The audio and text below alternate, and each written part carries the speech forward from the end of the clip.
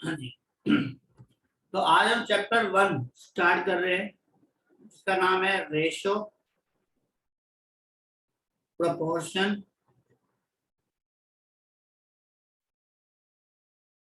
ठीक है। इसका फर्स्ट पार्ट रेशियो है, सेकंड पार्ट प्रोपोर्शन है, नेक्स्ट जो है इंडिसेस एंड लास्ट है लॉगरिथम। 4 टॉपिक हैं, ठीक है। और कम से कम मान के चलना 5 क्वेश्चन इसमें से आ जाते हैं, 4 से 5 क्वेश्चन आराम से आते हैं इस चैप्टर में, ठीक है। क्योंकि हर टॉपिक का एक एक क्वेश्चन तो देखो बनता ही है, पर इंडिसेस और लॉगरिथम में 2-2 क्वेश्चन भी आ जाते हैं कई बार। तो 5 से 6 क्वेश्चन तो कम से कम मान के चलो इसमें आने के चांसेस हैं मिनिमम, ठीक है। और मैट्रिक्स का टॉपिक खत्म हो गया तो उसका भी कहीं इफेक्ट इसी पे पड़ेगा, तो इसी पे ही ऐड होंगे क्वेश्चन मैट्रिक्स वाले। क्योंकि फर्स्ट 2 चैप्टर जो है वो अलजेब्रा में काउंट होते हैं, तो अलजेब्रा के वेटेज में ही डिस्ट्रीब्यूट होगा वो क्वेश्चन, है ना। चलिए स्टार्ट करते हैं रेशियो में। देखो रेशियो मींस, अगर रेशियो को सिंगल वर्ड में कभी कोई पूछे आपसे what is the meaning of ratio, we can say comparison. हम जब किसी दो नंबर्स को, दो क्वांटिटीज को अगर कंपेयर करते हैं, मान लो किसी स्टूडेंट के मार्क्स हैं 40, किसी के हैं 50, ठीक है, out of 100, same number, base same है, 100 हो सकता है, आउट ऑफ 60 हो सकता है, जो भी है, ठीक है। हम कहते हैं कंपेयर करो, तो कंपेयर करने के लिए हम इसको इस तरीके से दो डॉट लगा देते हैं। इस डॉट, दो जो डॉट लगाया है, कॉलन जो लगाया है, उसको बोलते हैं रेशो। और 0 से 0, और हाँ ये आ गया, इसको बोलते हैं रेशो। बस अभी इसको फिलहाल से इसके अगर स्टैंडर्ड जनरल फॉर्म देखें तो हम इसको लिख सकते हैं ए रेशियो बी, ठीक है। ए और बी का कंपेरिजन हो रहा है। इसको ना फ्रैक्शन फॉर्म में लिखा जा सकता है, like this A upon B. इसको 40:50 अगर है, इसको भी फ्रैक्शन फॉर्म में लिखा जा सकता है, 40:50। अगर ये फ्रैक्शन फॉर्म में है तो इसको कैलकुलेट कर सकते हैं हम, 0 0 कट करके 4.5 लिख सकते हैं। इसका मतलब दोबारा से इसको ऐसे लिख सकते हैं। कहने का मतलब है कि यहाँ से यहाँ ये कैंसिल हो सकता है due to the property of fraction. तो इस रेशियो को फ्रैक्शन की फॉर्म में लिखा जा सकता है, और फ्रैक्शन फॉर्म में अगर लिख सकते हैं तो फ्रैक्शन की सारी प्रॉपर्टी यहाँ ये होल्ड करेगा, इसलिए इसको 4.5 दोबारा कैंसिल करके इसको सिंपलेक्स फॉर्म में लिखा जा सकता है। तो रेशियो मींस कंपैरिजन। देखिए कंपैरिजन किसका, सेम क्वांटिटीज का। ऐसा नहीं है कि लेंथ का वेट से कंपेयर कर रहे हो, नहीं, ठीक है। लेंथ का वेट से कंपेयर कर रहे हो, ऐसा नहीं है, ठीक है। तो लेंथ का वेट से कंपेयर करेंगे वो नहीं होगा। लेंथ है मान लो 20 मीटर और वेट है 200 ग्राम, इसका कंपेयर नहीं हो सकता। हाँ, दो लेंथ अगर है, दो वेट दिए हुए आपको, उसका कंपेरिजन कर सकते हो। लेकिन अगर क्वांटिटी सेम है तो यूनिट भी सेम होनी चाहिए। जैसे मान लो 220 मीटर है तो ये 2 किलोमीटर, इसका भी कंपेरिजन नहीं कर सकते। जब तक ये किलोमीटर है, इसको ये मीटर है, तो यूनिट भी सेम होनी चाहिए। तो 20 मीटर और ये आएगा 2000 मीटर, तभी हम इसको सोल्व कर सकते हैं। और ये आएगा 21 ये 100, तो 1:100 होगा। 100 रेशियो का मतलब क्या हुआ कि ये लेंथ 2 जो है वो लेंथ 1 से 100 टाइम्स ज्यादा है। 1:100 का मतलब क्या हुआ कि अगर L1 और L2 is 100 times more than L1, तो इसको आप ऐसे भी कह सकते हैं स्टेटमेंट में। वेट में भी ऐसे ही है, अगर सेम वेट होगा, 200 ग्राम की बात कर रहे हैं, 400 ग्राम की बात कर रहे हैं, तब हम कर सकते हैं, ठीक है। यूनिट सेम है तो ये सॉल्व करेंगे, तो 1:2। इसका वेट 2 जो है वो वेट 1 से क्या है, 2 टाइम्स है, वो उसका क्या है, 2 टाइम्स है, ठीक है। तो वेट ऑफ बॉल अगर मैं कहता हूँ वेट ऑफ बॉल 2 जो है वो 2 times of the weight of ball 1, तो इसका मतलब उसका कंपेरिजन किया तो ये बता रहा है 1:2। तो रेशियो का meaning in short, in single word अगर हम काउंट करें तो वो होता है कंपैरिजन, बस। इसके अलावा रेशियो कुछ नहीं है। अब कैसे इसको यूज कैसे करते हैं, इस डेफिनेशन को, क्या क्या प्रॉपर्टी हो सकती है, उसके बारे में देखते हैं। देखो अगर मान लो हम कंपेयर कर रहे हैं दो क्वांटिटी को, एक के मार्क्स है मान लो 40, एक के है 50, तो उसका जो रेशियो होगा वो होगा 4:5, बिल्कुल सही, ठीक है। अब दूसरा, अब ये तो था क्वेश्चन 1 कि आपको मार्क्स दिए हुए हैं, आपने रेशियो फाइंड आउट कर दिया, ठीक है। अब मैं क्या कर रहा हूं, आपको सी और डी में ना रेशियो दे रहा हूं 4:5। अब आपको ना मार्क्स बताने हैं, तो निधि बता सकते हो मार्क्स कितने होंगे? अगर रेशियो दिया हुआ है दो स्टूडेंट सी और डी के, मार्क्स का रेशियो है 4:5, व्हाट विल बी मार्क्स? 9। 9 थोड़ी मार्क्स, 9 कैसे हो सकते हैं? 9 बताओ, 9 मार्क्स किसके होंगे, सी के या डी के?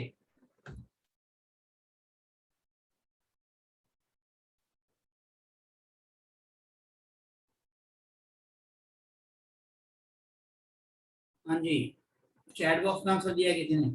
एक सेकेंड। 36:45 डाली मैंने आंसर दिया। आप कैसे कह सकते हो डालिमा कि इसके मार्क्स 36 और 45 ही होंगे? हो सकता है 40 और 50 हो, 40-50 भी तो हो सकते हैं, नहीं हो सकते डालिमा? हाँ सम 9 है, कोई बात नहीं, तो 40 और 50 का भी तो सम 9 आएगा। सर टोटल मार्क्स पे डिपेंड है।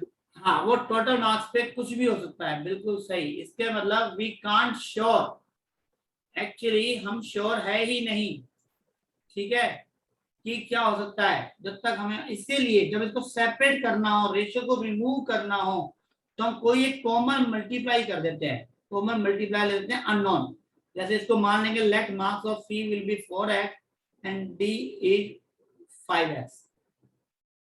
अब इस x की वैल्यू के लिए हमेशा क्वेश्चन के अंदर कंडीशन दी जाएगी, वो हो सकता है कह दे कि इन टोटल का, इन जो टोटल मार्क्स हैं वो 360 हैं। हो सकता है इस क्वेश्चन में ऐड कर दे हम एक बात कि टोटल मार्क्स जो है वो आपको गिवन है 360, तो व्हाट विल बी मार्क्स? अब आगे फिर ये पूछेगा, तो एक सोचो, ये टोटल मार्क्स 360 दिया हुआ है, इस रेशियो के हिसाब से इन दोनों का टोटल मार्क्स कितना होगा? 4x plus 5x which will equal to 360, if 9x equal to,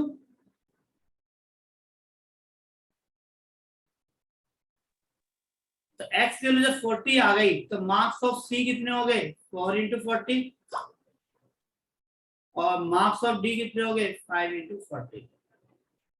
तो ये आंसर आएगा। कहने का मतलब है कि जब आपको क्वांटिटी दी हुई है तो रेशियो हम निकाल सकते हैं सिंप्लीफाई करके, लेकिन रेशियो दिया हुआ है, अगर आपको वैल्यू को अलग अलग करना है दोनों की, तो आपको लेट करना पड़ेगा, that is 4x and 5x। अब ये जो x जो है ये एक मल्टीप्लायर है, अननोन मल्टीप्लायर है, ठीक है। इन अननोन मल्टीप्लायर में हम दोनों को क्या करेंगे, वैल्यू निकालनी मल्टीप्लायर की, उसके लिए एग्जाम में कंडीशन देगा। हो सकता है दोनों के टोटल मार्क्स दे दे, हो सकता है वो कहता है नहीं जी मार्क्स ऑफ सी जो है ना वो 160 है, वो देता ये, तो बताओ डी के मार्क्स कितने हैं?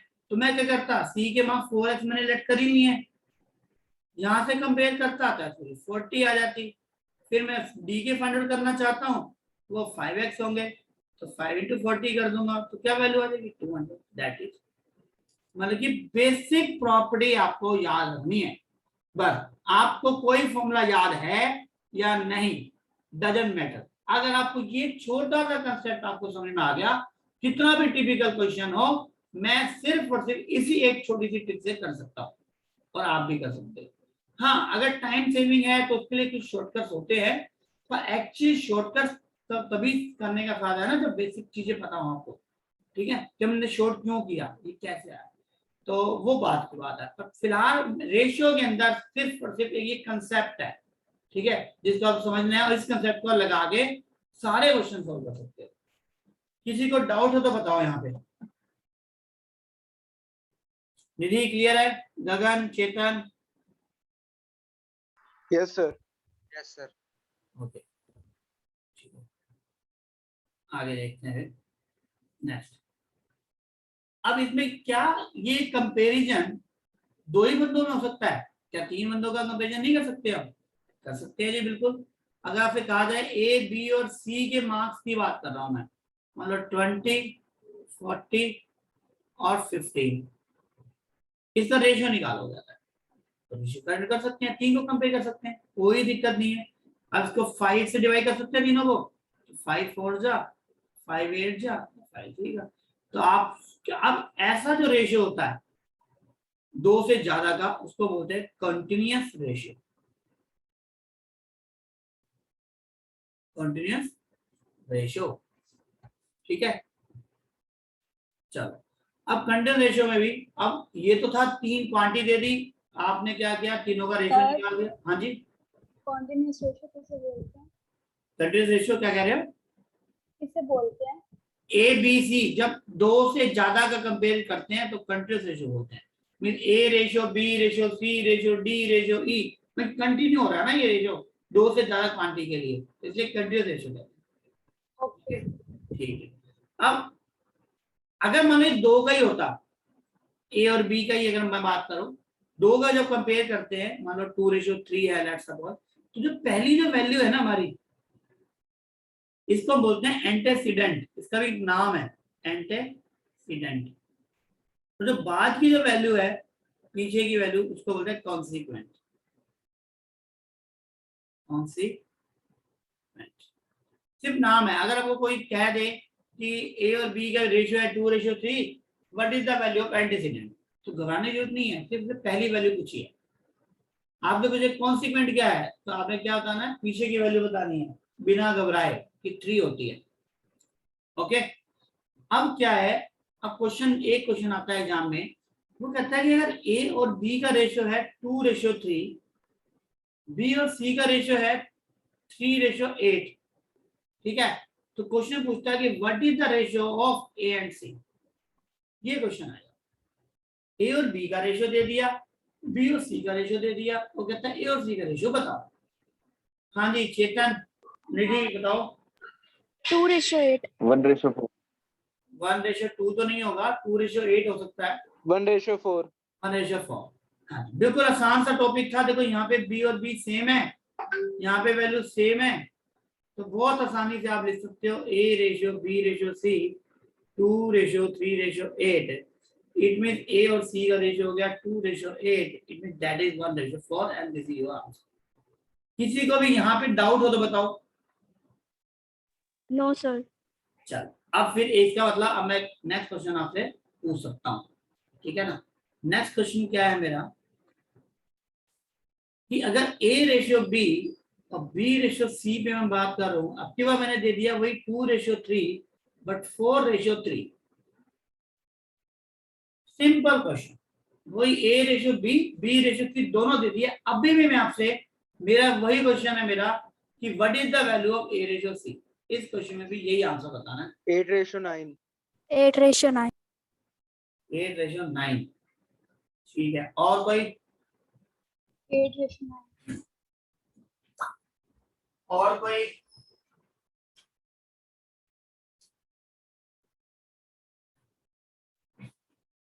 चलो ओके। तो देखो इसको करेंगे कैसे, अब प्रॉब्लम ये जिनको नहीं आता, ये 3 और ये 4 है सेम नहीं है, इसको सेम बनाना पड़ेगा। और 3 और 4 का एलसीएम क्या होता है, अगर आप 3 और 4 का एलसीएम निकालना चाहो ऐसे, एलसीएम क्या होगा, 3 × 4 12। इसका मतलब आपको यहाँ पे भी 12 चाहिए, यहाँ पे भी 12 चाहिए। अब दोनों जगह 12 कब बनेगा, जब यहाँ 3 को किससे मल्टीप्लाई करेंगे, 4 से, इसका मतलब पूरे को 4 से कर दे, फिर 8:12, इसको 3 से कर दे, फिर 3 4 12 और 3 3 9। अब देखो ये दोनों वैल्यू सेम हो गई। अब मैं कह सकता हूँ ए रेशियो सी कितना है, 8:9, दैट इज योर आंसर। ठीक है जी, किसी को डाउट यहाँ पे, अगर डिफरेंट होगा तो इससे कैसे करेंगे, सेम दिया और डैट तो डैट कर दो। हाँ जी अब बताओ कोई डाउट किसी का। No sir. ठीक है। अब इसके बाद देखो हम कुछ प्रॉपर्टी के बारे में बात कर लेते हैं।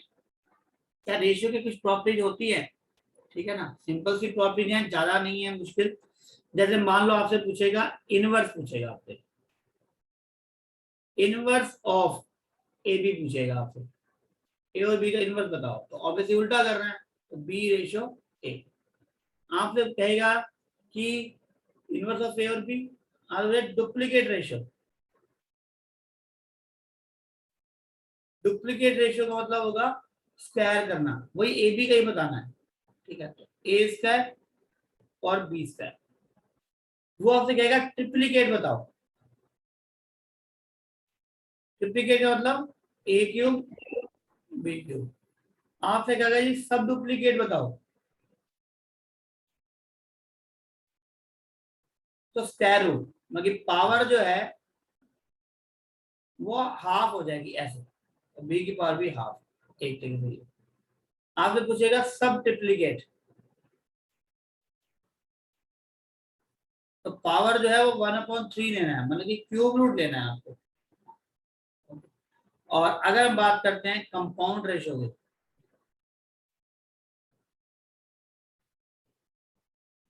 कंपाउंड रेशो ऑफ मतलब दो से ज्यादा कंपाउंड रेशो है, मान लो A ratio B, C ratio D, E ratio F. इसका मतलब है कि अगर मैं इसको फ्रैक्शन फॉर्म में लिखूं और इसको मल्टीप्लाई कर दूं, तो कंपाउंड रेशो क्या आ जाएगा, A C E ratio B D F. Means कम प्रोडक्ट ऑफ एंटीसीडेंट, तीनों एंटीसीडेंट का प्रोडक्ट और तीनों के कॉन्सिक्वेंट का प्रोडक्ट का जो रेशियो होता है वही हमारा क्या होता है, कंपाउंड रेशियो।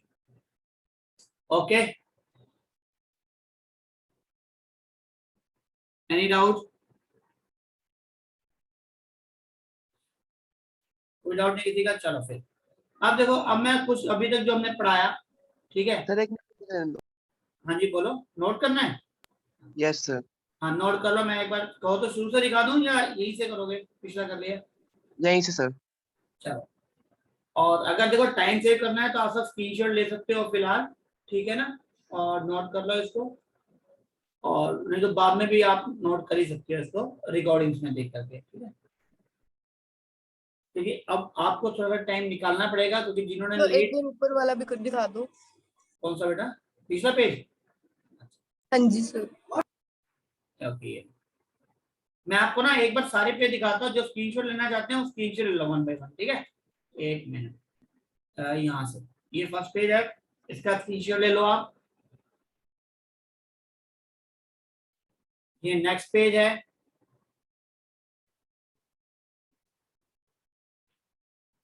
इसके बाद नेक्स्ट पेज ये है, पेज नंबर 3। और फिर है ये पेज नंबर 4, जो लास्ट अभी मैंने प्रॉपर्टी बताया, ठीक।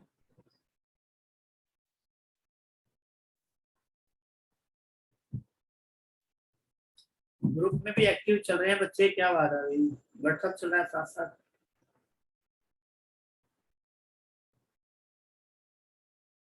अच्छा लिंक भेज है, ठीक है।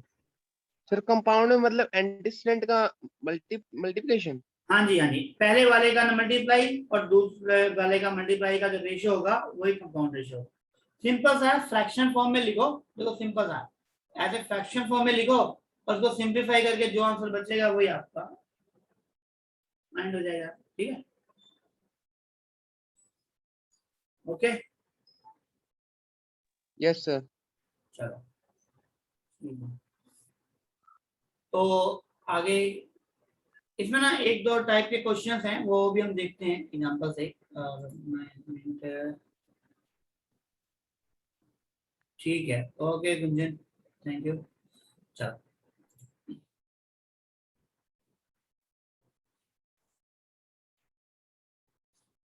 देखो इस पर देखो क्या चीजें हैं। तो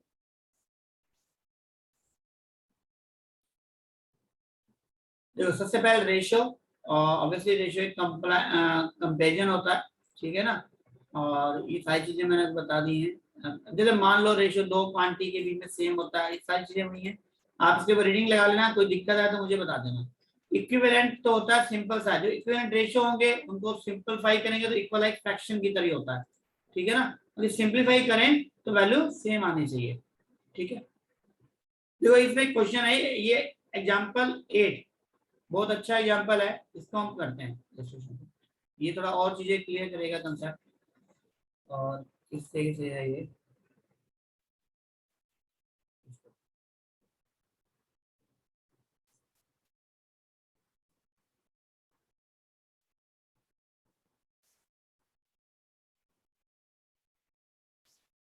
देखो 3 क्वेश्चन है आपके सामने।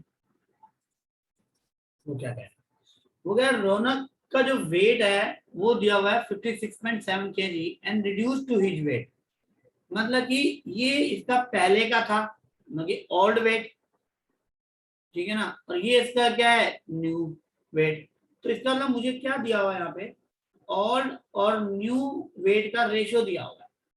सिंपल सा फंडा है, अगर इसको मैं सेपरेट करूं that is 7x, that is 6x, okay, और ये मुझे क्या गिवन है, ओल्ड, तो ऑब्वियसली मुझे 7x की वैल्यू दी हुई है यहाँ पे 56.7, what will be x, 56.7 by 7, 8.1, 8 means what will be new, 6 into 8.1, it means 48.6 question. मैं कहता हूँ बेसिक कंसेप्ट जिस बच्चे ने समझ लिया उसको कोई फॉर्मूले की जरूरत ही नहीं है, मैं समझता हूँ सेपरेट करो, जो दिया हुआ है जो क्वेश्चन में दिया हुआ है उसको वहां से इक्वेट कर दो। सबसे इंपॉर्टेंट काम है इस मल्टीप्लायर की वैल्यू फाइंड आउट करना और क्वेश्चन सॉल्व, कहीं कोई पंगा नहीं है। देखो नेक्स्ट, अगर मान लो कहता है, ये देखो पहले एग्जांपल 2 कर रहा हूँ, वो कहता है ratio of the number of boys to number of girls of 72 student in the age, एक बताओ बॉयज और गर्ल्स का रेशियो दिया है 3:5, तो बॉयज कितने हो जाएंगे 3x, गर्ल्स कितनी हो जाएंगी 5x, तो दोनों का टोटल कितना है 720, ये मुझे दिया हुआ है 720 टोटल स्टूडेंट्स। सबसे पहले यही सोल्व करके मेरे को तो नंबर ऑफ बॉयज और गर्ल्स मिल जाएंगे, मुझे आगे करने की जरूरत नहीं है, ठीक है, बाद में पढ़ लूंगा मैं, क्योंकि चलो एक बार समझ में आ जाएगा। 90, इसका मतलब बॉयज कितने हो गए मेरे पास 270 और गर्ल्स कितने गिवन है मुझे 5x है, इसका मतलब 450। सबसे पहले तो यहाँ सॉल्व हो गया, अगर इफ 18 न्यू गर्ल्स, तो ऑब्वियसली 270 है, न्यू गर्ल्स हो गई है 18, ऐड कर दिया। Find how many new student, अब कुछ न्यू स्टूडेंट आए हैं, सॉरी मैंने गलत कर दिया है, sorry sorry sorry sorry, new girls 18 है, गर्ल्स 450 है, तो 450 में हम ऐड करेंगे 18। अब न्यू बॉयज हैं, मान लो वाई बॉयज हैं, वाई ले लिया इसलिए क्योंकि एक्स ले चुका हूं मैं, ठीक है ना, दोबारा लेंगे तो सेम हो जाएगा, क्लैशिंग हो जाएगी, वाई है। अब वो कह रहा है इन दोनों का जो रेशियो है ना, न्यू मतलब number of boys and new number of girls का जो रेशियो है वो मुझे दिया हुआ है 2:3। बस अब सोल्व करके वाई की वैल्यू बतानी है, तो कैसे करेंगे, 270 plus Y upon 468 equal to 2/3। अब आप क्रॉस मल्टीप्लाई करके इसको सोल्व कर सकते हो, कैसे, ये वैल्यू क्या आएगी 810 प्लस 3y और 270 क्रॉस मल्टीप्लाई कर रहा हूं मैं, और ये आएगी 936। तो यहां से बताओ 3y की वैल्यू कितनी होगी हमारी 936, माइनस कर दें 810, 810 माइनस किया बेटा मैंने 621, तो 3y इक्वल टू 126 है, तो y इक्वल टू क्या आ जाएगा, 3 से डिवाइड करेंगे 42। तो इसका नंबर ऑफ जो बॉयज हैं वो कितने हो गए 42 होगा। एनी डाउट, सिंपल सा कंसेप्ट है बेटा, मैं कह रहा हूं सारे मैंने, हम कहते हैं फॉर्मूले ये होते हैं, फॉर्मूले बहुत सारे होते हैं, लेकिन जिसने बेसिक कंसेप्ट समझ रखा है ना उसको किसी फॉर्मूले की जरूरत ही नहीं है, सिर्फ रेशियो को सेपरेट करो, जो कंडीशन दी है उसको अप्लाई करो और सबसे पहले मल्टीप्लायर निकाल लो, उसके बाद जो आगे फर्दर उसने पूछा उसकी वैल्यू फाइंड आउट कर दो, नथिंग टू वरी, कोई दिक्कत नहीं है कहीं कहीं घबराने की। नेक्स्ट है सिंप्लीफाई, देखो सिंप्लीफाई करना है तो ऑब्वियसली इसका एलसीएम क्या होगा 3, 8 और 6 ये दिया हुआ है, देखो 1/3 दिया है, सिंप्लीफाई करना चाह रहा है वो, तो 3, 8 और 6 का एलसीएम कितना है 24। तो आप एक काम करो इन तीनों को 24 से मल्टीप्लाई कर दो, बस, तो 3 8 जा 8 आ गया जी, 8 3 जा 6 4 जा, क्वेश्चन सॉल्व, कहीं कोई दिक्कत नहीं है। सिंप्लीफाई का मतलब होता है कि जो एक्चुअल जो रेशियो होता है ना हमेशा वो पॉजिटिव नंबर्स की फॉर्म में दिया, पॉजिटिव इंटीजर की फॉर्म में लिखा जाता है एक्चुअली। तो अगर कभी फ्रैक्शन में दिया हुआ है ठीक है, या स्क्वायर रूट में अगर दे दिया है तो वो उसकी एक्चुअल फॉर्म नहीं होती है, वो क्वेश्चन में से दी जरूर है पर हम उसका आंसर उस फॉर्म में नहीं देते। ठीक है, चलो। सर हाँ जी बेटा। और अगर A रेशो B है और दोनों की यूनिट डिफरेंट है, वो kg और पहली बात तो आपने क्वेश्चन ही गलत पूछ लिया। आप कह रहे हो A रेशियो B है, अगर A रेशियो B दिया है ना तो यूनिट तो सेम ही है, आप अलग नहीं कह सकते। आप ये कह सकते दो क्वांटिटी हैं A और B, उनकी यूनिट अलग अलग है। ठीक है, यस सर भाई। आप बोलो। हाँ तो सर अगर हम, हमारी मर्जी है ना कि हम केजी में चेंज करें या ग्राम में, हाँ जी, हाँ जी, हाँ जी, तो बिल्कुल आंसर सेम आएगा। बिल्कुल सेम आएगा। देखो करके दिखाता हूँ मैं, 820 ग्राम है और 2 kg है। आपने कहा जी सर इसको ग्राम में बदल दिया, पहले 2000 ग्राम और 20 ग्राम आपने सोल्व किया, ये आ गया 1:10।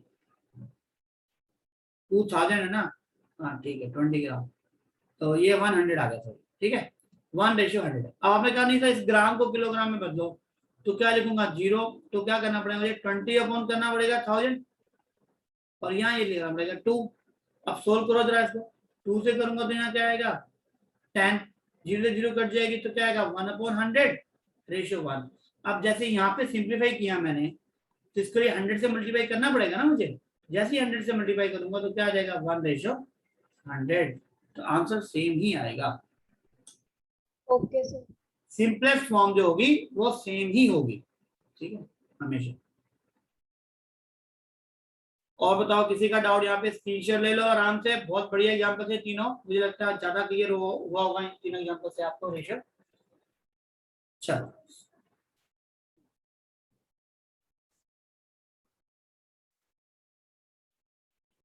नेक्स्ट देखते हैं। ठीक है, देखो अब जैसे कंटीन्यूअस रेशियो का क्वेश्चन है, ठीक है, तो ये आप कर सकते हो, ये आपके लिए मैं छोड़ रहा हूँ डाउट क्लास के लिए। ठीक है, इसमें कुछ अच्छे क्वेश्चंस हैं, एग्जांपल्स हैं, जब आप ट्राई करोगे तो आज की डाउट क्लास में हम इंक्लूड करेंगे इसको सबको। हाँ जी, देखो इनवर्स रेशियो की बात की जा रही है, तो ऑब्वियसली 1:15 का इनवर्स क्या होगा 15:11। 15:11. बिल्कुल सही, yes very good. Ratio of two quantity given है, अगर एंटीसीडेंट 15 है तो कॉन्सिक्वेंट कितना होगा 20. 20। बिल्कुल सबको क्लियर है, क्योंकि ऑब्वियसली जब 3 की जगह 15 लिखा जा रहा है एंटीसीडेंट तो ये क्या होगा 20।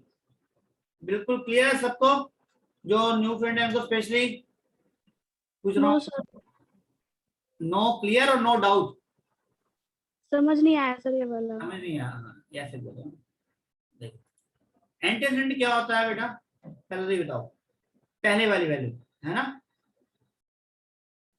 एंटीसीडेंट क्या होता है बेटा बोलो जरा। First value. हाँ तो लाइन पे रहो, तो 3x और अगर हमको अलग अलग करें तो 3x और 4x अलग अलग हो जाएंगे।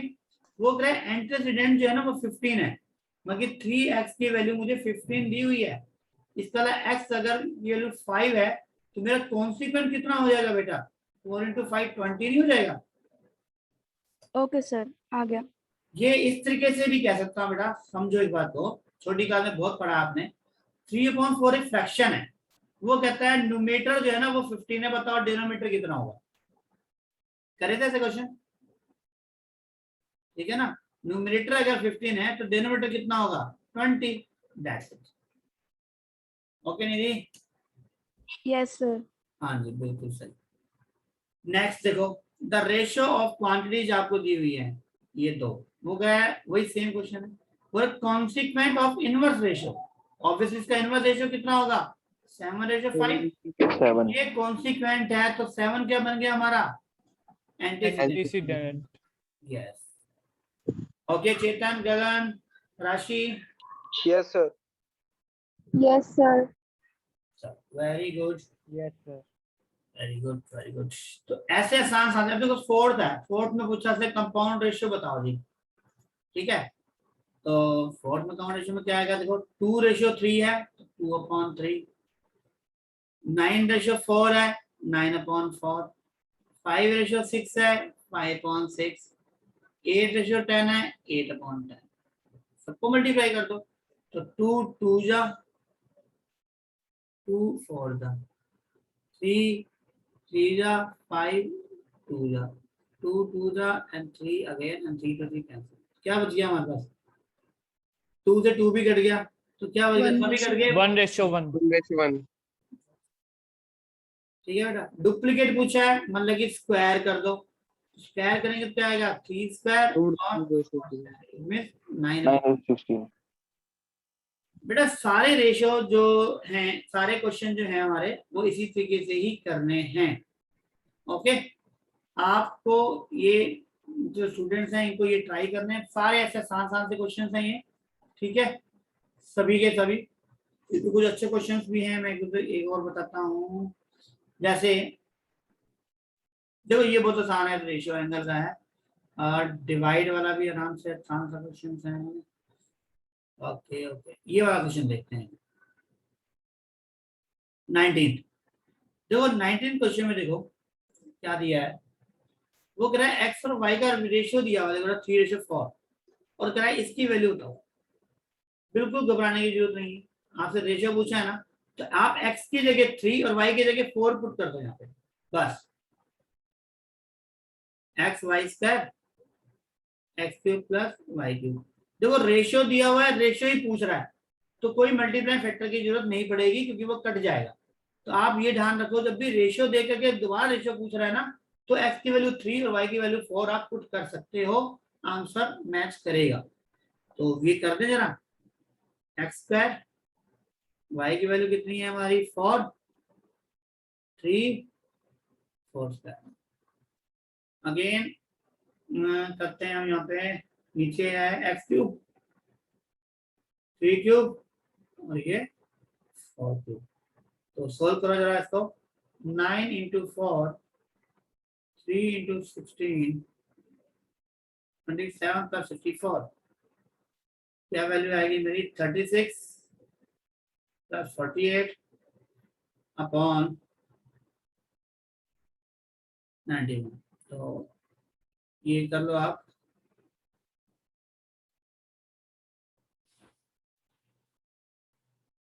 84। अपॉन 91, ये कहीं कैंसिल हो रहा है किसी के टेबल में? 7 12:13। 7 7 12 और 7 1 3 12 अपॉन 13। ओके, तो बी आंसर है। ओके, चेतन, गगन, निरील, रोशी, न्यू ट्रेंड जितने भी हैं। सर हाँ जी बेटा। जैसे इसमें तो उसने रेशियो पूछी है, अगर वो रेशियो देके वैल्यू पूछ ले तो कैसे करेंगे? तो मल्टीप्लाई फैक्टर लेना पड़ेगा, वही के करके इसको अलग से, उस के की वैल्यू के लिए कंडीशन दी होगी इस क्वेश्चन में कहीं ना कहीं जरूर। Okay sir. 100% दी होगी बेटा, 100%। अभी आप प्रैक्टिस करोगे ना तो आपको पता लग जाएगा कि कोई भी क्वेश्चन ऐसा नहीं होगा जिसमें मल्टीप्लाइंग फैक्टर निकालने के लिए कंडीशन गिवन ना हो। ठीक है, एक भी क्वेश्चन ऐसा नहीं। हाँ जी, इसका स्क्रीनशॉट ले लो आप एक बार।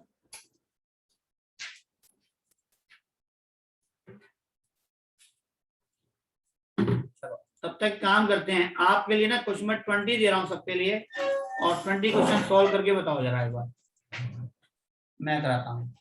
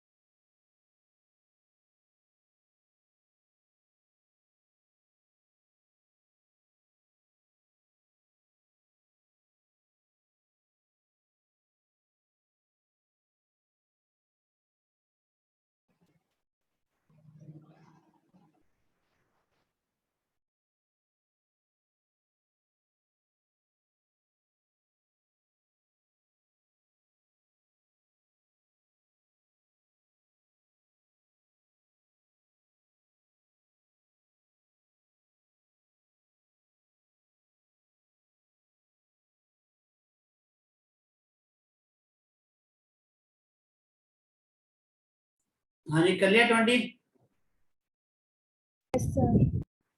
Yes sir.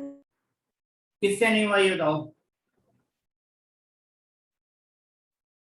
बहुत सारे स्टूडेंट होंगे शायद जिनसे ना हुआ हो, मैं करा देता हूँ स्टूडेंट्स के लिए।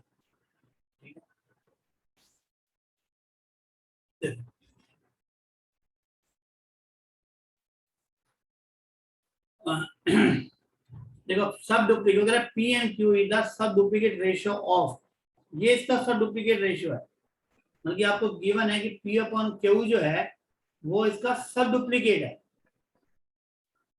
पी माइनस एक्स स्क्वायर और क्यू माइनस एक्स स्क्वायर। हमें एक्स की वैल्यू बतानी है, तुम क्या करेंगे, स्क्वायरिंग बोथ साइड, दोनों तरफ का स्क्वायर कर लो। जब स्क्वायर करेंगे then we will get P square upon Q square equal to P minus X square and Q minus X. अब आपको क्रॉस मल्टीप्लाई करके एक्स स्क्वायर की वैल्यू बतानी है इस तरीके से। तो इसे करेंगे तो P square Q, P square X square, P Q square minus Q square X square.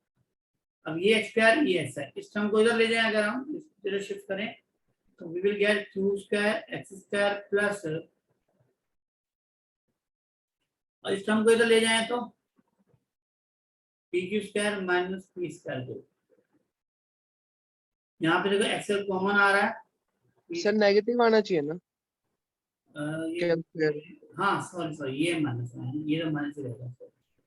P square minus sorry Q square minus P square, और यहाँ पे अगर पी क्यू कॉमन लेंगे तो Q minus P. X square की value क्या आ गई हमारे पास, P Q minus P upon, और इसको आप लिख सकते हो A minus B A plus B में।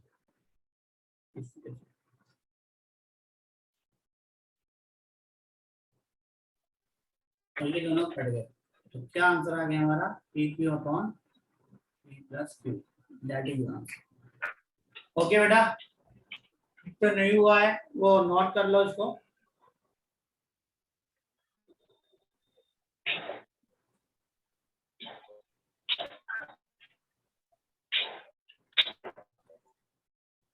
ठीक है, तो बेटा रेशियो और प्रोपोर्शन में ये स्क्रीनशॉट ले लिया था आप सबने जो, एक बार दोबारा शो करना सर। कर दिया बेटा, एक बार स्क्रीनशॉट ले लो इसका।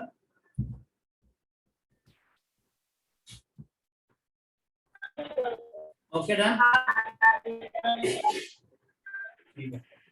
तो देखो इसी तरीके से करने हमने क्वेश्चन सारे ये, और आपको ट्राई करना है, ठीक है। और आपकी हेल्प के लिए जो न्यू स्टूडेंट्स हैं चाहे और स्टूडेंट हैं, सभी के लिए इन सभी क्वेश्चंस के सॉल्यूशन हमने एक बार करके आपको ऐप में दिए हुए हैं, और मेरे ये यूट्यूब चैनल है उस पर भी कर रखे हैं मैंने, तो उसका लिंक भी मैं अभी ग्रुप में डाल दूंगा क्लास के बाद कि कहाँ इन सबके एग्जैक्ट आंसर मिलेंगे आपको। आपको थोड़ी सी देखो एफर्ट तो करना पड़ेगा, ठीक है, और फिर हम उसको आगे डाउट क्लास आज ही रखेंगे इसकी, ठीक है। चलो अब अगला क्या है, अगला टॉपिक है हमारा प्रोपोर्शन।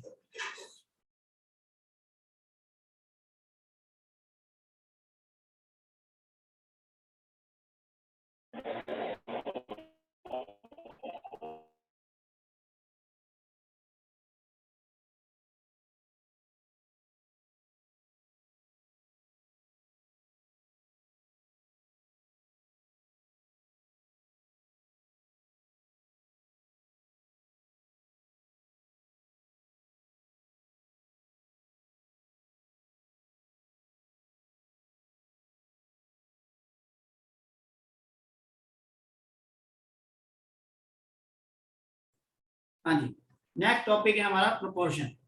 देखो रेशियो से भी आसान है प्रोपोर्शन, किस तरीके से देखो,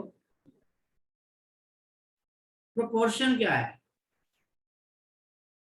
proportion is a comparison of two ratios. देखो अभी तो क्या है, दो क्वांटिटी को हम कंपेयर कर रहे थे तो रेशियो आ रहा था, मान लो एक लेंथ है दूसरी लेंथ है, कंपेयर किया हमने तो मान लो 40 और ये वही 50 ले लेते हैं, मीटर है, मीटर यूनिट भी सेम है, और एक वेट है वेट 1 और वेट 2 जो है, और ये मान लीजिए है 400 ग्राम और 500 ग्राम। हम कह रहे हैं कि क्या ये दोनों रेशियो इक्विवेलेंट हैं? तो ऑब्वियसली अगर मैं इसको सिंपल फॉर्म में लेके जाऊं तो वी विल गेट 4:5। इसको लेके चलेंगे तो भी आएगी 4:5। क्या दोनों सेम है? यस। तो हम इसको डायरेक्टली कह सकते हैं कि 40 एंड 50 का जो रिलेशन है वो सेम रिलेशन 400 और 500 का रिलेशन है। इसलिए हम यहाँ क्या लगाते हैं, एक प्रोपोर्शनेट, 2 कॉलम की सिंबल लगाते हैं। The two ratio are in proportion, हम तो उसको बोलते हैं प्रोपोर्शनल। इसको लिखने का तरीका है ये, ठीक है। और यहाँ पे प्रॉपर्टी होल्ड कर रही है कि इन दोनों का प्रोडक्ट और इन दोनों का प्रोडक्ट हमेशा इक्वल आएगा। देख सकते हो 14 into 500, 15 into 400, 2000। इसका मतलब हमेशा ही ये 4 अगर टर्म है हमारी, ए बी सी और डी अगर है, 4 टर्म है, तो ये हमारी फर्स्ट टर्म है, ये सेकंड टर्म है और लास्ट टर्म है फोर्थ। फर्स्ट और लास्ट टर्म को बोलते हैं एक्सट्रीम, एक्सट्रीम टर्म्स है हमारे। तो बीच की 2 टर्म्स हैं उसको बोलते हैं मीन। इसका मतलब मैं कह सकता हूं कि product of mean is always equal to product of extreme. ये रूल हमेशा फॉलो होता है प्रोपोर्शन में, ठीक है। तो A/B और C/D अगर है तो इसको बोलते हैं प्रोपोर्शन। पर अब ये बताओ, जी रेशियो 4/4:5 है, तो मैं जिससे पूछूं कोई बता, दालिमा आप बता सकते हो 4:5 है, इसकी यूनिट क्या है? इसकी यूनिट बता सकते हो? ये मीटर में थे और ये ग्राम में थे, तो पहले 4/5 की यूनिट क्या होगी? कोई ना? सर यूनिट लेस है। हाँ, ये यूनिट लेस है। जब हम किसी का रेशियो फाइंड कर लेते हैं वो यूनिट लेस है। ये एक मल्टीप्लायर है, एक तरीके से कंपेरिजन है, जैसे वो 2 टाइम्स है या 3 टाइम्स है, इस तरीके से, ठीक है। तो ये यूनिट लेस हो जाता है। तो जब ये यूनिट लेस हो गया है, ये भी यूनिट लेस हो गया है, तो 2 यूनिट लेस वैल्यूज को, 2 नंबर्स को हम यहाँ कंपेयर कर रहे हैं, दैट इज प्रोपोर्शनेट। यहाँ पे L1 L2 की यूनिट सेम होना जरूरी है, लास्ट के 2 की यूनिट सेम होना जरूरी है, पर सेकंड और थर्ड की यूनिट सेम होना जरूरी नहीं है। ये ध्यान रखना, ठीक है, जहां से भी ये फाइंड आउट किए गए हैं। तो सर हाँ जी, सर ये जरूरी है A/B हमेशा इसी रेशियो D के इक्वल होगा प्रोपोर्शन में? अगर प्रोपोर्शन होगा तो हमेशा ही बोलोगे, अगर होगा तो। अब आपको जी एक का रेशियो 4:5 है, एक का रेशियो 7:8 है, तो चाहे प्रोपोर्शन में है, चेक करके देखते हैं इन दोनों का मल्टीप्लाई क्या इन दोनों का इक्वल है, नहीं है तो ये प्रोपोर्शन में नहीं है। सर। जो प्रोपोर्शन में होंगे वही लिखेंगे ना। ओके, कंसेप्ट क्लियर है? प्रोपोर्शन में तो काम और आसान हो गया, ना यूनिट का झंझट है ना किसी चीज का झंझट है। अब इसकी भी कुछ प्रॉपर्टीज हैं, ठीक है, जैसे रेशियो की प्रॉपर्टी थी, ऐसी प्रोपोर्शन की प्रॉपर्टी है। सबसे पहली प्रॉपर्टी अगर मान लो ये है A/B = C/D, इसका मतलब क्या है कि A/B प्रोपोर्शनेट है C/D। ये प्रोपोर्शनेट का सिंबल ना इक्वल में बदल जाता है अगर फ्रैक्शन में लिखें तो। ये एक तरीके से इक्वलिटी को ही मेंटेन कर रहा है, देखा जाए तो ये इक्वलिटी को ही शो कर रहा है एक तरीके से। ओके, तो सबसे पहले वो पूछेगा इन्वर्टेंडो। इन्वर्टेंडो क्या होता है? तो वो कहेगा जी इन्वर्टेंडो बताओ, तो इसका उल्टा कर दो, B/A B/C। इसका मतलब ये आ गया B/A D/C। ये इन्वर्टेंडो रेशियो हुआ। नेक्स्ट में पूछेगा आपसे अल्टरनेंडो। अल्टरनेंडो में से जो बीच की टर्म्स है ना मीन वाली, उनको इंटरचेंज करते हैं इस तरीके से। इसका रेशियो हो गया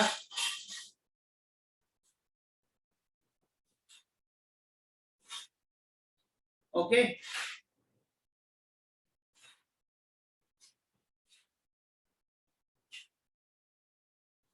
लोकेश लेट आए होगे बेटा। लोकेश कौन सा चैप्टर करा रहे हो? बहुत लेट आए हो। यस सर लेट हो गया मैं। हाँ तो फर्स्ट चैप्टर ही चल रहा है अभी। तो ए रेशियो सी। हाँ हाँ जी यूट्यूब वाला क्या? इसका लिंक भेज दोगे? हाँ लिंक तो भेज देंगे ना, 100% भेजेंगे। ठीक है। और बाकी आप पूछ लेना अपने खास जो फ्रेंड है उससे पूछ लेना क्लास के बारे में। ठीक है, उससे जरूर पूछ लेना क्या करना है।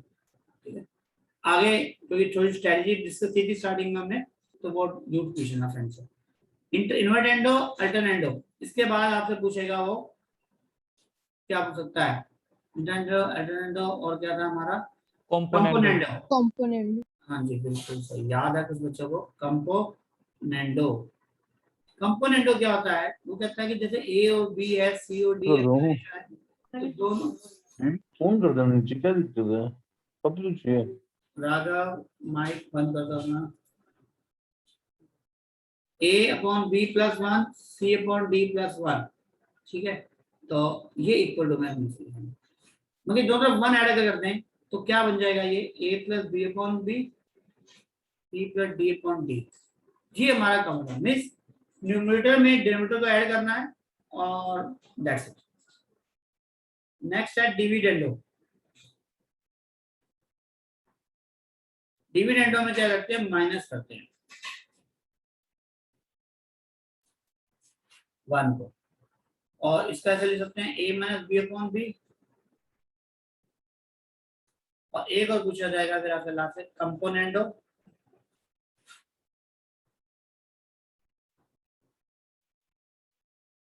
एंड डिविडेंडो, दोनों एक साथ।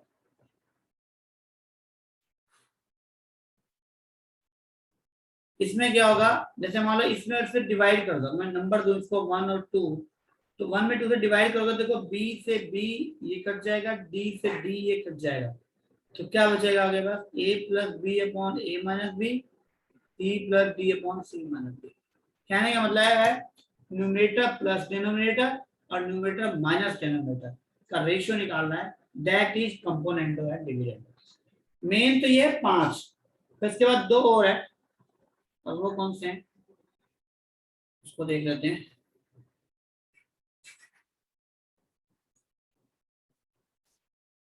एक है अडेंडो, बिल्कुल नाम से क्लियर। देखो अडेंडो मीन ऐड करना।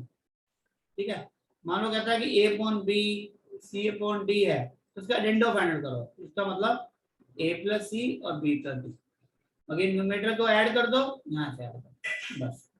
वो पूछता है सबट्रैक्टेंडो।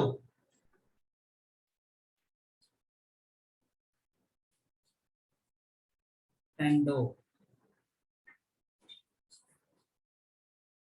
तो माइनस कर देंगे, ए माइनस सी और बी माइनस डी। ये डी है, सॉरी डी। ठीक है, तो ये प्लस और ये माइनस। मान लो एग्जाम्पल से समझाता हूँ आपको। 2/4 है और ये 8/16 के इक्वल है, ऑब्वियसली 1/2। आपको लगे सर इन दोनों को ऐड कर दें, इन दोनों को ऐड कर दें, क्या सेम रेशियो रहेगा? ऑब्वियसली देखो 1/2 है। आपको सर इन दोनों, इन तीनों को ऐड कर दें, तो तीनों को ऐड कर दो तो क्या आ रहा है 20, और नीचे क्या आ रहा है 40। देखो क्या तब भी वही रहेगा, बिल्कुल रहेगा। आप सोचो सर अगर मैं 20 और 10 को ऐड करके इसमें 8 को माइनस कर दूं, तो इसका 40 प्लस 20 को ऐड करके इस 16 को माइनस कर दूं, क्या तब भी सेम रहेगा? करके देख लो। 30 माइनस 8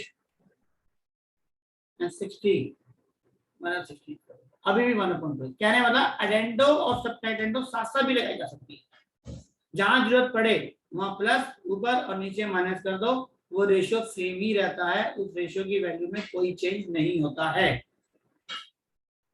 ओके, सारी प्रॉपर्टी, ये 7 ही प्रॉपर्टी हैं जो आपसे डायरेक्ट पूछेगा एग्जाम में, तो इनमें से कोई पूछ सकता है। ठीक है, किसी को डाउट हो इसमें बताओ। No sir. सिर्फ प्रोपोर्शन मोर देन 2 रेशियोज हो सकता है? हाँ जी या only बिल्कुल हो सकता है, बिल्कुल हो सकता है। देखो इसका एक बार स्क्रीनशॉट लो, मैं आगे बताता हूँ फिर आपको। देखो कैसे होता है इसमें। अब एक टॉपिक आता है कंटिन्यूअस प्रोपोर्शन का भी आता है। एक वर्ड पूछेगा आपसे कंटिन्यूअस। देखो पहले पढ़ा कंटिन्यूअस रेशियो, अब हो रहा है कंटिन्यूअस प्रोपोर्शन।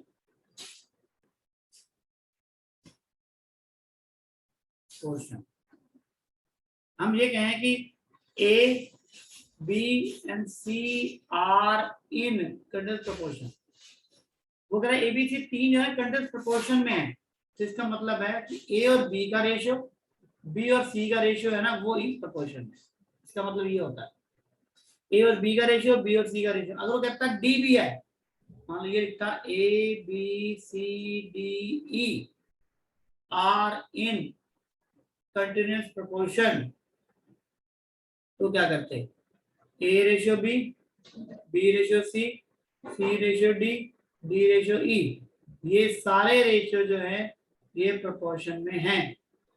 जैसे 2:4, 4:8, 8:16, 16:32। आप देख सकते हो सभी के प्रोपोर्शन की वैल्यू 1/2 आएगी।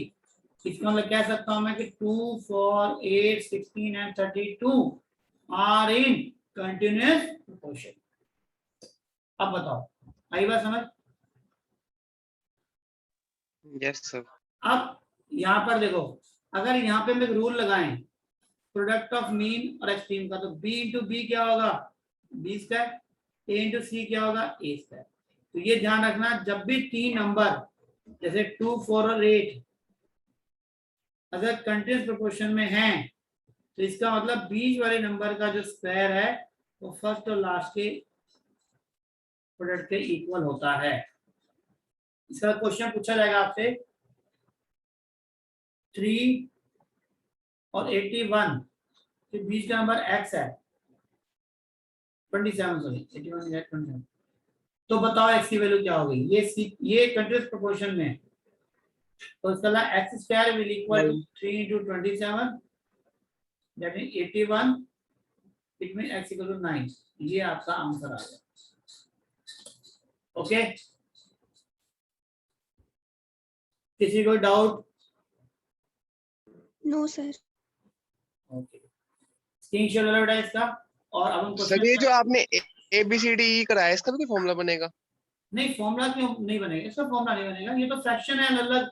इसको बस इक्वल फॉर्म में लिख दिया हमने बस। इसका फॉर्मूला बनेगा तो इनके लिए बनेगा अलग, इसके लिए बनेगा अलग फॉर्मूला, इसके लिए अलग और इसके लिए अलग। ऐसे तीन अलग अलग रिलेशन निकल जाएंगे उसमें। मतलब कि अगर मैं यहाँ पे बात करूं, इस टॉपिक पे बात करूं, तो बी स्क्वायर की वैल्यू ए सी के इक्वल है, सी स्क्वायर की वैल्यू बी डी के इक्वल है, और डी की जो वैल्यू है वो सी ई के इक्वल है। ये तीन अलग रिलेशन आएंगे अगर आप इसको करना चाहते हो आगे। तो पहले सिलेबस में नहीं है हमारे, ठीक है? ओके सर हाँ जी बेटा। ये -9 क्यों नहीं आता? क्या जी? -9 -9 नहीं है, +9 है। वो माइनस वो इक्वल के साइन का ऐड हो जाएगा तो तो प्लस क्यों नहीं आ सकता? -9 इसलिए नहीं आएगा बेटा, वो जो रेशियो लेते हैं ना वो नेगेटिव नंबर में नहीं लेते। आपको बताया था मैंने कि ए और बी जो रेशियो है ना वो -3:4 नहीं होता है। नेगेटिव क्योंकि कंपैरिजन जब होता है ना वो वैल्यू का होता है, वो साइन का नहीं होता कभी, ठीक है? Okay sir. तो ये पॉसिबल नहीं होता और वो पॉजिटिव नंबर ही लेंगे हमेशा। ये जीपी नहीं है ना, आपको पता है ये तो जीपी वर्गी ज्योमेट्रिक प्रोग्रेशन, जिन्होंने एपीजीपी पढ़ा हुआ है, तो जीपी में नेगेटिव नंबर हो सकता है, रेशियो में नहीं हो सकता। Okay okay sir. चलो अब हम कुछ क्वेश्चन देखते हैं इसके।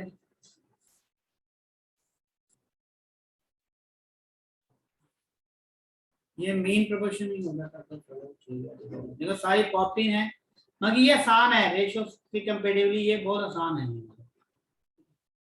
जैसे मान लो ये लिखा हुआ है पहला क्वेश्चन, पहले क्वेश्चन में क्या कह रहा है वो आपसे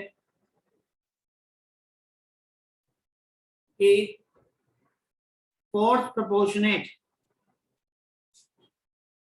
फोर्थ नंबर बताना है, मतलब कि x मान लिया, तो इसका इन दोनों का प्रोडक्ट इक्वल होगा, तो 4x equal to x equal to 12 and question. वो पूछा थर्ड प्रोपोर्शनल बताओ, थर्ड क्या होगा बताओ। 27। देखो कैसे होगा, थर्ड का मतलब 12, 18 और x की बात कर रहा है। इसका 3 नंबर दिए हुए हैं और प्रोपोर्शन में है।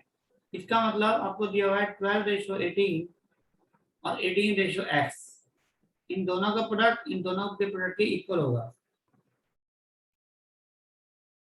थर्ड लिख के ना फिर प्रोपोर्शन में लिखेंगे, कंटीन्यूअस प्रोपोर्शन में। ये कैंसिल हो रहा है, 6 3 दा और 2 9 दा। x की वैल्यू कितनी आ गई, 27। Okay, any doubt?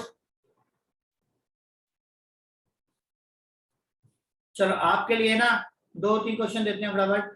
थर्ड और फोर्थ और फिफ्थ क्वेश्चन करके देखो फटाफट अभी, राइट नाउ।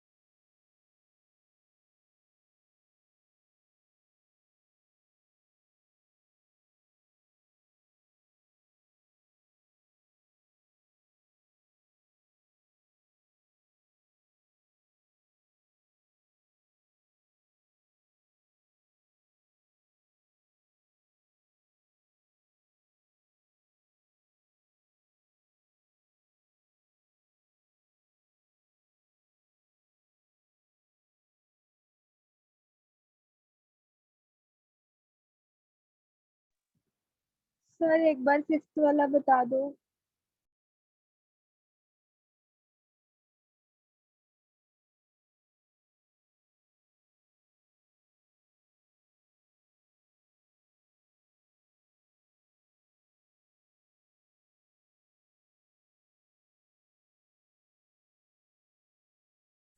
हाँ जी, क्या कह रहे थे बेटा? सर एक बार फोर्थ वाले का आंसर बताना। फोर्थ वाले का देखो सिंपल सा है। वो कह रहा है number which is same ratio two 26। मान लो कि नंबर है x, वो कह रहा है x और 26 का जो रेशियो है ना, वही रेशियो सेम 6 और 13 का है। तो बता दो इन दोनों का प्रोडक्ट और इन दोनों का प्रोडक्ट सेम होगा, ठीक है ना। तो 13x इक्वल टू 26 इंटू 6, 13 2 जा x। 12 आ रहा है ना सर? बिल्कुल सही। नन ऑफ दिस आएगा फिर इसका। हाँ जी, नन ऑफ दिस। सर ये जो फर्स्ट वाला क्वेश्चन है, the fourth proportional to 4 6 8 is, एक बार ये बताना आपने कैसे किया था। देखो 4 नंबर है ना, 4 6 8 और x हो गया चौथा नंबर, है ना। Yes sir. तो इन दोनों का प्रोडक्ट और इन दोनों का प्रोडक्ट सेम होगा ना, प्रोडक्ट ऑफ मीन और प्रोडक्ट ऑफ एक्सट्रीम।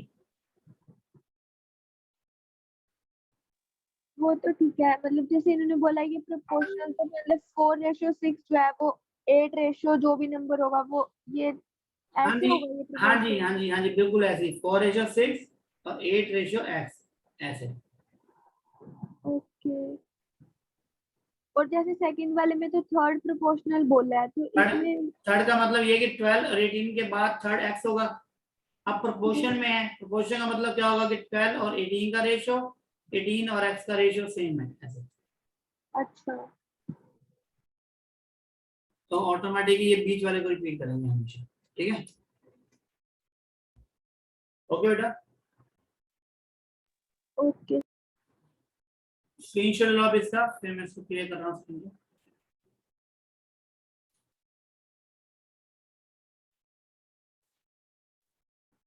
देखो ये सारे क्वेश्चन ऐसे ही हैं, आसान से ही हैं, सिंपल रेशियो पूछा है और कुछ नहीं है। यहाँ देखो क्वेश्चन नंबर 8 है, क्वेश्चन नंबर 8 में बिल्कुल घबराने की जरूरत नहीं है। क्वेश्चन नंबर 8 में लिखा हुआ है a/1 b/2 और c/5 इक्वल में, तो रेशियो क्या हो गया 1:2:5 बस, ठीक है। तो 3 रेशियो निकालने हो तो ऐसे होगा, ठीक है। ए बी और सी का रेशियो उसी के नीचे लिखा हुआ है ना, तो 1:5 ये होगा आंसर। ओके, यहाँ पर देखो 9, ये a + b + c क्या है, तो अडेंडम प्रॉपर्टी लग जाएगी। देखो क्या दिया हुआ है a/3 b/4 c/7, sorry equal दिया हुआ है। अब वो कह रहा है कि ये प्रॉपर्टी बताओ, तो ये बता तीनों को ऐड कर दें, a + b + c addendum property लगा दें, तो नीचे क्या आएगा 3 + 4 + 7। एक मिनट नहीं नजर आ रहा साफ, तो दोबारा ले लेता हूं मैं।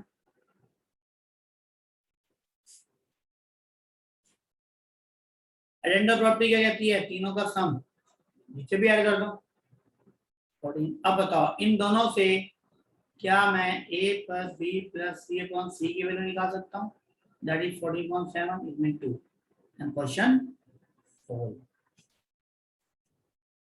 इससे कैसे करना है अडेंडम प्रॉपर्टी से, देखो बहुत आसान क्वेश्चन है, थोड़ा सा ध्यान देने की जरूरत है, ठीक है।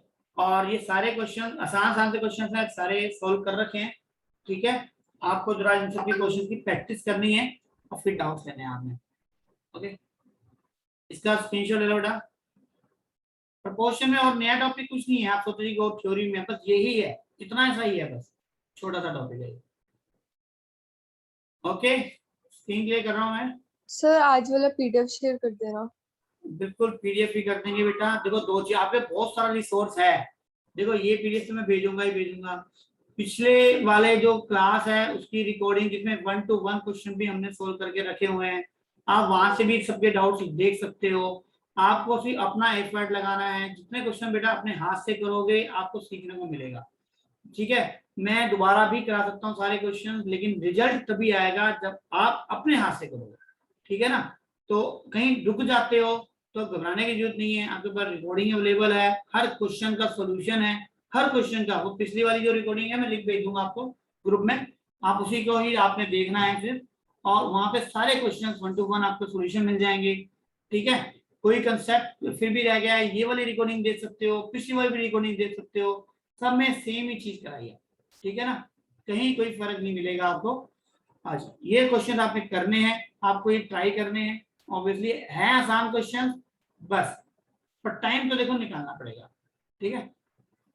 ये सारे क्वेश्चन ऐसे ही हैं, ठीक है। और फिर डाउट फिर भी रह जाए तो मैं अभी भी कह रहा हूँ, हम डाउट क्लास लगाने जा रहे हैं, पर डे के हिसाब से 40 क्वेश्चन का टारगेट रखेंगे, ठीक है। और जो भी डाउट आपके फिर भी रह जाते हैं, पर डे के हम डाउट को रात को क्लियर करेंगे, ठीक है ना। इससे बढ़िया तरीका नहीं हो सकता मुझे लगता है क्वांट को प्रिपेयर करने का,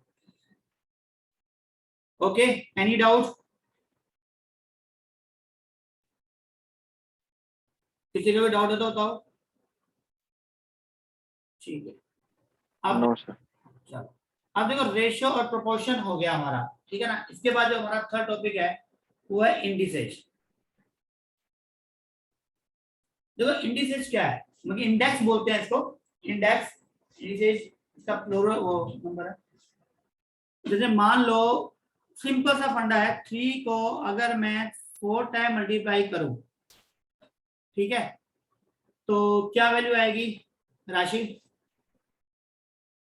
ऑब्वियसली 81 कह सकते हो आप, और उसको ऐसे भी लिख सकते हैं 3 की पावर 4, ठीक है। तो यहाँ ये जो वैल्यू है हमारी 3, इसको हम क्या बोलेंगे बेस, तो जो 4 जो है ये हमारी वैल्यू क्या है पावर, इसी को हम एक्सपोनेंट भी बोलते हैं। आप सबने क्या ये चैप्टर कभी पढ़ा है 7th क्लास में, 8th क्लास में पढ़ा है कभी, सबने पढ़ा होगा आई थिंक, ठीक है ना। Yes sir. हाँ, वहां आपने क्या ये पढ़ा था कभी कि 3 की पावर 4 अगर है और 3 की पावर 7 अगर है तो कैसे करते थे इसको, याद है किसी को? ऐड कर देते हैं पावर पावर ऐड कर बिल्कुल सही है, पावर ऐड कर देते थे। अगर यहाँ पे 3 की पावर 8 में 3 की पावर 5 से डिवाइड कर रहे हैं, डिवाइड का मतलब माइनस। माइनस, जैसे ये अगर नीचे है तो पावर ऊपर जाएगी तो माइनस हो जाएगी, ठीक है ना। तो 3 की पावर 3, आपको ये भी शायद याद होगा अगर 3 की पावर 4 की पावर अगर 6 है तो क्या करते थे, मल्टीप्लाई। ओके।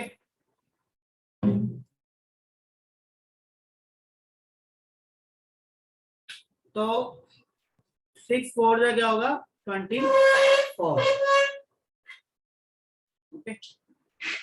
अब अगर हम ले रहे हैं 3 की पावर, याद है, अच्छा ये भी आपने पढ़ा होगा अगर 3 की पावर -4 है, इस -4 को पॉजिटिव बनाना है तो आप कहाँ लेके जाओगे, डिनोमिनेटर।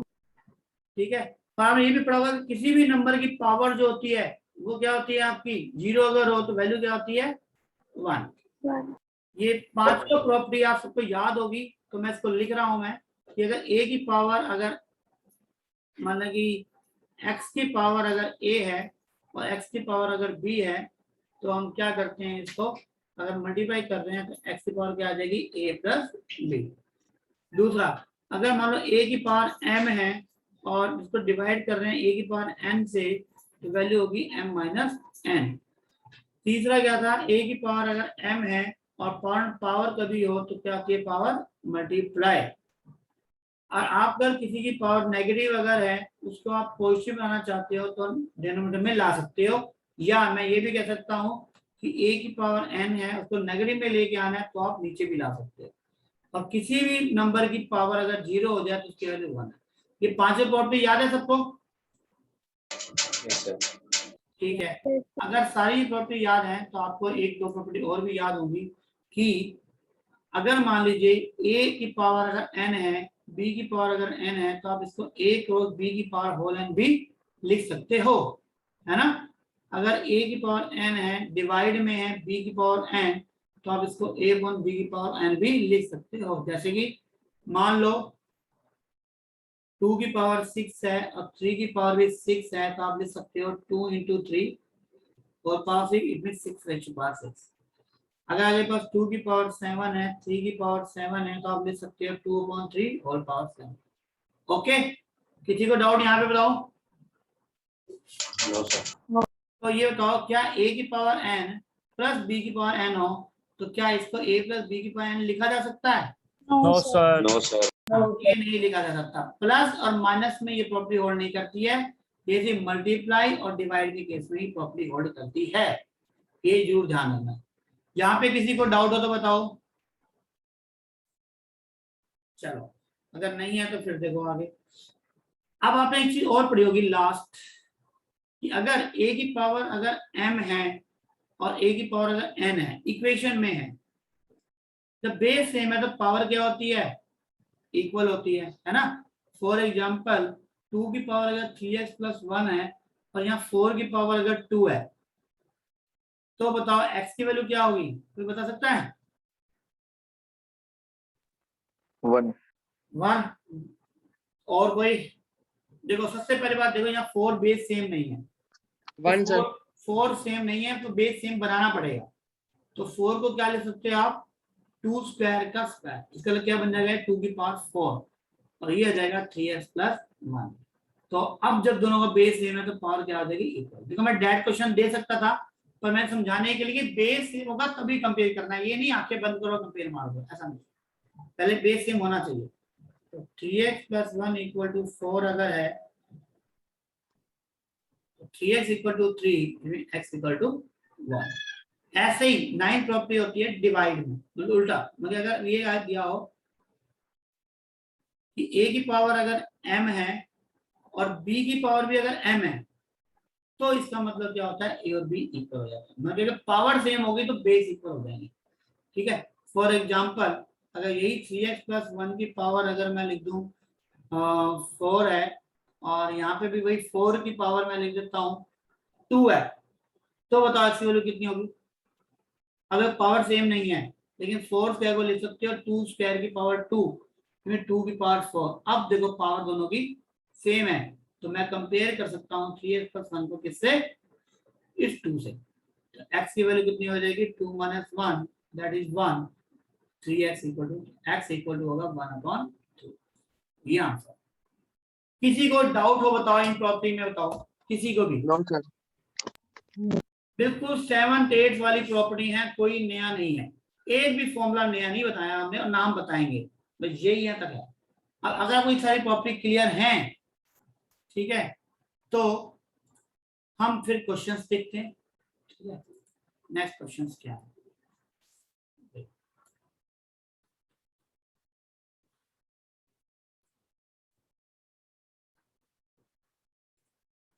ये है 1C, इसमें सारे एक्सपोनेंट वाले ही क्वेश्चंस हैं। पावर नेगेटिव पॉजिटिव फ्रैक्शन कुछ भी हो सकती है, कोई घबराने की जरूरत नहीं है। रूल वही लगाने हैं जो आपको बताए हैं, नया कोई रूल अप्लाई आपको नहीं करना है। ठीक है, किस तरीके से देखो 4x - 1/4 ये एक्सप्रेशन है, बताओ किस फॉर्म में लिख सकते हैं इसको, कौन सी फॉर्म मैच कर रही है जिसको सोल्व करने पर ये आ जाए। मेरे ख्याल में ये वही कर रही है सी। क्योंकि x 1/4 है, इसको ऊपर लेके जाएंगे तो पावर क्या आ जाएगी नेगेटिव, 4 वहीं का वहीं है आगे। सिर्फ फॉर्म बतानी है कि किस फॉर्म में इसको लिखा हुआ है। सेकंड देखो, सेकंड बताओ 8 का मतलब क्या है 2 की पावर 3, उसकी पावर कितनी दी हुई है 1/3, 3 से 3 कट जाएगा तो क्या वैल्यू आएगी 2। ओके, सिंप्लीफाई करने हैं, बहुत आसान से क्वेश्चन है, मुझे लगता है कि इनमें कुछ खास दम है। चलो 30 बता दो बस। कौन सा 30 सर। 30 yes sir. 30 तक पहुंचता हूँ बेटा, एक मिनट। जैसे हमने 2 की पावर हाफ है, 4 की 3/4 है, तो यहाँ पर देखो 2 की पावर हाफ है, इस 4 को 2 की पावर 2 लिखा जा सकता है और पावर है 3/4, तो ये 2 से कट जाएगा तो क्या वैल्यू आएगी 2 की पावर हाफ और प्लस बेस सेम है ना तो प्लस पावर ऐड कर देंगे, तो दैट मीन्स 2 कितनी 4। 4 क्या है हमारा एक पॉजिटिव इंटीजर। ओके, किसी को डाउट बताओ। चलो स्क्रीनशॉट ले लो इसका, फिर आगे चलते हैं। सिंपल ये 8th क्लास 9th क्लास के क्वेश्चंस हैं बस।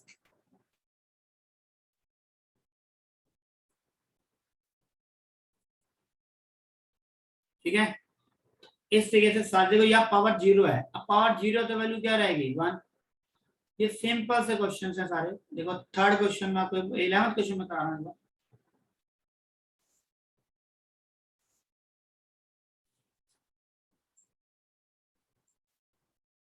देखो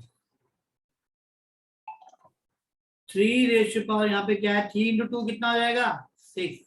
4 की पावर कितनी हो जाएगी यहाँ पे 6। 5 की पावर कितनी हो जाएगी बेटा 6 अपॉन ये मल्टीप्लाई, ये डिवाइड का साइन करें। 3 की पावर कितनी हो जाएगी बेटा 6, 4 की पावर भी कितनी होगी 6, 5 की पावर कितनी होगी 6। ये तो कट नहीं गए, आंसर क्या आ गया 1। दिखने में खतरनाक था, वैसे सेम ही था। ओके ठीक है,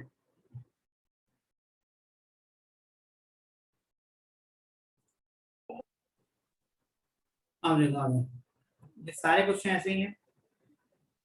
इनमें कुछ अच्छे क्वेश्चन है, 13 ही है जैसे, बहुत अच्छा क्वेश्चन है।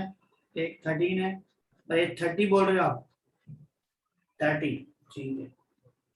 चलो 13 भी देख लेते हैं और 30 भी देख लेते हैं।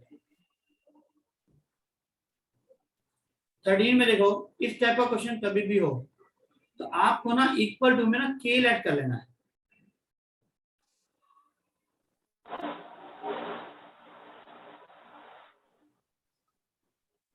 इक्वल टू क्या ऐड करेंगे के। अब सोचो अगर ये के इक्वल है तो जेड की वैल्यू कितनी हो गई हमारी, ये 1/r जब इधर शिफ्ट होगा तो क्या होगा के की पावर r हो जाएगी। रेसिप्रोकल हो जाता है पावर का जब शिफ्टिंग होती है पावर की तरफ, तो y की वैल्यू कितनी हो जाएगी के की पावर q और x की वैल्यू कितनी हो जाएगी के की पावर p। अब वो कह रहा है x y z 1 है तो x y z की वैल्यू ये उठा के यहाँ पे रख दो। x means k ratio power p, y means k ratio power q, z means k ratio power r equal to 1. 1 तो देखो ऑब्वियसली किसी की पावर 0 होगी वो 1 ही होगी, ठीक है, k की पावर 0. यहाँ पे बेस सेम है तो पावर ऐड हो गई.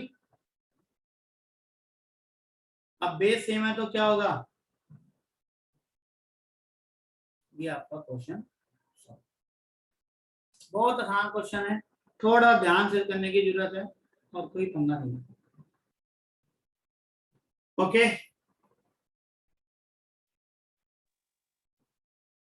ये स्क्रीनशॉट लो बेटा. कोई डाउट बताओ किसी को. हाँ जी बोलो आरसी. ये जो आपने z is equal to k की r और x is equal to k की p लिखा है, ये लेट की है. k तो लेट किया है बेटा मैंने. फिर z की पावर 1 बाय r थी तो k की 1 अपॉन r. देखो कैसे होता है, देखो a की पावर अगर b है मान लो और c है ना, जब b की शिफ्टिंग होती है ना इधर तो वो होता है पावर 1 अपॉन b. ऐसे पावर का जब शिफ्ट करोगे ना तो पावर का रेसिप्रोकल होता है. ओके, मान लो x की पावर 2 इक्वल टू 4 है तो x इक्वल टू क्या आएगा, 4 की पावर 1 अपॉन 2. अगर मान लो x क्यूब इक्वल टू 8 है तो x की वैल्यू कितनी होगी, 8 की power 1 upon 3. Okay okay sir. तो यहाँ 1 अपॉन r थी ना पावर हमारी, तो इसलिए हमने उसका रिवर्स किया तो ये r आ जाएगा इसको. ऐसे ही y, जब इन दोनों को कंपेयर करेंगे तो y, इन दोनों को कंपेयर करेंगे तो x, तो तीनों वैल्यू आ जाएंगे. ओके सर, जैसे ये 8 की पावर 1 बाय 3 है, ये तो हमें पता है कि 8 की पावर 1 बाय 3 2 होता है, बट अगर 8 की जगह कोई और नंबर हो, अगर हमें 1 बाय 3 पार सॉल्व करनी हो तो कैसे हाँ, करते हैं? देखो क्यूब रूट आपने आज तक कभी सोल्व नहीं किया. वैसे आज तक आपने कभी भी डेसिमल फॉर्म में क्यूब रूट फाइंड आउट नहीं किया आपने, ठीक है ना. तो आप इसको ऐसे ही छोड़ दोगे. जो परफेक्ट क्यूब नंबर नहीं होते, जिनकी पावर 1/3 1/4 सॉल्व नहीं की जा सकती, उसका आंसर इसी फॉर्म में ही छोड़ दिया जाता है. Okay okay sir. और अदरवाइज फिर वो कैलकुलेटर की हेल्प से करते हैं, ठीक है, जैसे हमने टाइम वैल्यू वाले चैप्टर में किया था. अगर आपने नहीं पढ़ा तो हम कराएंगे, ठीक है, वहां कैलकुलेटर की हेल्प से निकाल देंगे. फिर डायरेक्टली आपने मेथड नहीं सीखा. Okay sir. हाँ जी, ना आएगा कभी. चलो स्क्रीनशॉट ले लो इसका.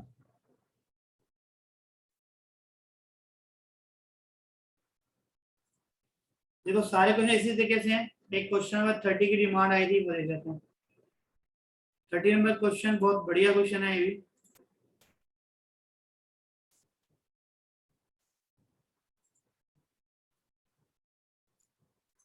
देखो यहाँ पर, देखो यहाँ पर भी मैंने कहा ना ऐसे क्वेश्चन को कैसे करेंगे, के ऐड करेंगे. क्या ऐड कर लेंगे हम, के. ऐसा क्वेश्चन कभी भी आएगा ना, के ऐड कर लेंगे. तो अगर मैं 2 की पावर x को k ऐड करूं, ठीक है बेटा, तो बताओ 2 की वैल्यू कितनी आएगी, k की पावर 1/x है ना. 3 की पावर y को भी k ऐड कर लूं तो सब इक्वल है ना, तो इक्वल टू k ऐड कर सकते हैं. तो 3 की वैल्यू क्या आएगी, k की पावर 1/y. और अगर मैं 6 ratio power minus z equal to k अगर ऐड करता हूं तो 6 की वैल्यू क्या आएगी, k की पावर -1. ये क्लियर है सबको? Yes sir. ठीक है. अब आपने देखो 2 3 और देखो पिछले क्वेश्चन में ना तो मुझे दिया हुआ था कि x y z की वैल्यू 1 है, लेकिन यहाँ नहीं दिया हुआ, यहाँ नहीं दिया हुआ, लेकिन यहाँ नंबर दिए हुए हैं और नंबर में रिलेशन आपस में मुझे मालूम है 6 = 2 × 3 होता है ना. अब 6 की वैल्यू यहाँ पे रख दो, 2 की वैल्यू रख दो यहाँ पे और 3 की वैल्यू रख दो. अब बेस सेम है यहाँ पे तो पावर्स क्या होंगी, ऐड होंगी. यहाँ पे k की पावर -1 पहुंच जाए. अब दोनों का जब बेस सेम है तो पावर इक्वल होंगी, तो क्या बचेगा,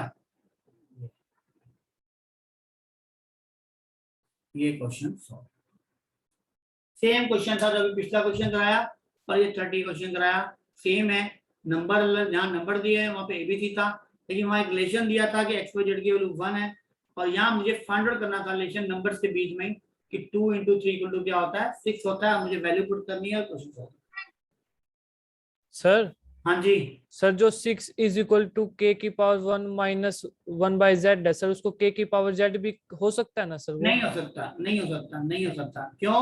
क्योंकि -1/z क्या होगा? -z सर की इसका पावर कोई -1। शॉर्ट ट्रिक है? इससे शॉर्ट क्या होगा? देखो प्रैक्टिस करो, 2 × 3 × 6, 2 × 3 करके पावर को इक्वल तो किया है।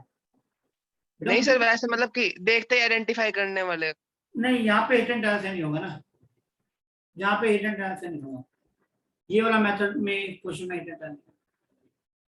वैसे कुछ नहीं है, आपको लग रहा है इतना लंबा है नहीं है, वो समझाने में टाइम लगता है ना, अदरवाइज तो बच्चा जो प्रैक्टिस कर लेता तो उसको दूर से नजर आती चीजें कैसे करनी है। ओके, स्क्रीनशॉट लो इसका भी।